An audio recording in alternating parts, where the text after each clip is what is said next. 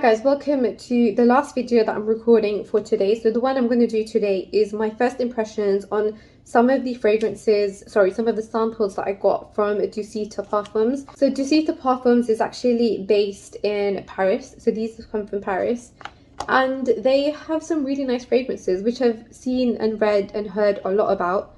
But I never actually got around to trying anything. They actually had a really amazing Christmas offer on, which I didn't take advantage of because I was just not thinking straight. But instead I decided to go for these samples, and the reason why I decided to go for it at that time is because one of them, I'll show you which one. This one over here, Oud Infini, is one of their more expensive, like it's not expensive, but it's one of their higher price range fragrances.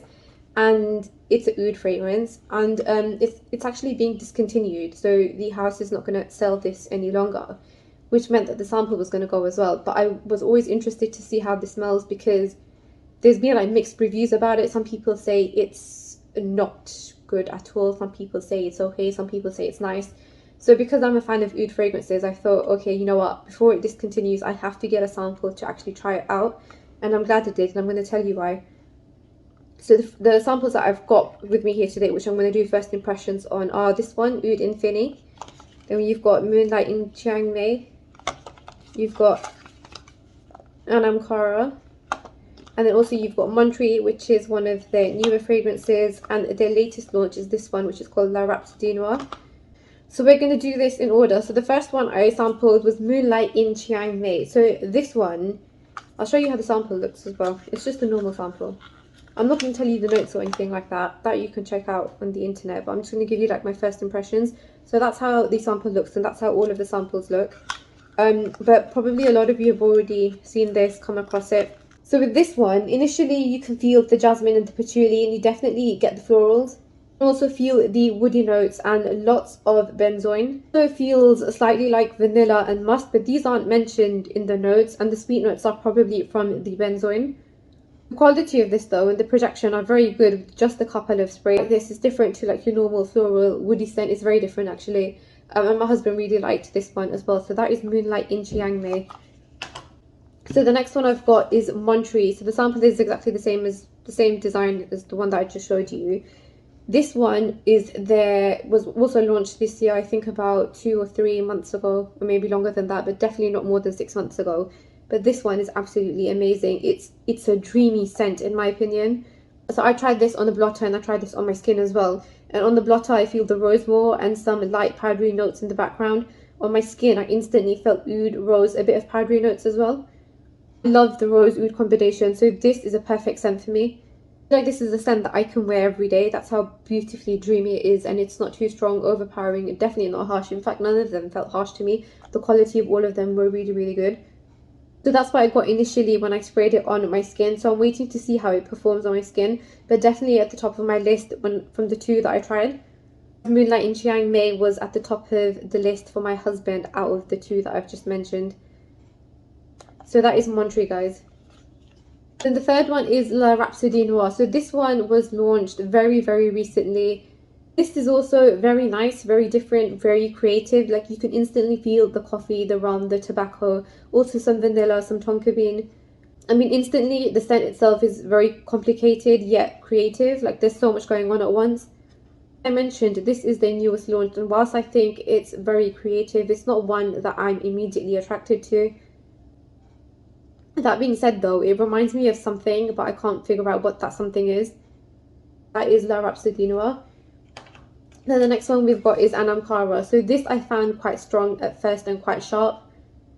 On the blotter I get vetiver instantly more than anything else, and on my skin I get lots of fresh flowers and orange and also some vetiver, which I think makes it stronger. Honestly, for winter though, I'm not feeling this. It was more like a fresh vetiver, white floral with a hint of orange. I'm not feeling this in the winter season, but when spring summer hits, it's one I will be revisiting. And then finally we've got the one that I was so eager to try, which is Oud Infini. So as the name suggests, it's an oud fragrance, and this is a very beautiful oud scent. It is a little bit skanky, but not as much as other people make it out to be. The thing is, the more oud you get in a fragrance, the skankier it's going to be. Like that is how natural oud smells. Of course, it's perfectly balanced with other notes, but there will still be some skankiness to it, and that's how this fragrance is. Like, it's nicely balanced with other notes as well, but it has that skankiness to it. But trust me, it's not as bad as other people make it out to be. And if you are a fan of oud fragrances, you may like this. A little bit of muskiness to it as well when I first applied it, and that's what I mean, that it was well balanced between the oud and the musk, and it was very, very beautiful in my opinion.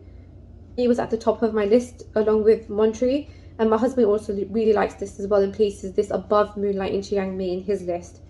The 5 samples that I did get from Parfums Dusita, which are located in Paris. They are on Instagram if you are interested in seeing anything on their page, and also you can check out their website as well, and I keep dropping them. I'm just going to leave them, but I'm going to tell you what my order is from the 5 that I've tried. So at the top, I thought there was a tie between Oud Infini and Monterey. These two are beautiful, definitely my type. The quality of all of them are amazing, but these two were definitely more my type. Monterey was more about rose oud, and Oud Infini was more around oud with muskiness to it. So those two were tied at the top of my list. Moonlight in Chiang Mai came 3rd. And at the bottom, equally, unfortunately, I've got La Rhapsodie Noire and Anam Cara. The reason for this is because I just wasn't feeling it at this time. I think La Rhapsodie Noire is more around the coffee, the rum and the tobacco, so I'm not sure how I'll feel in summer. With Anam Cara, it's more like a vetiver, fresh floral scent with a hint of orange to it as well. That one, maybe I might like it in summer, but it is one that I will revisit in summer. So that was like my top, not my top 5, but my order of 5 from the 5 samples that I did get. They do have other fragrances as well in their collection in their store, which I haven't tried, but maybe in the future I might get more samples and then I can like review them as well.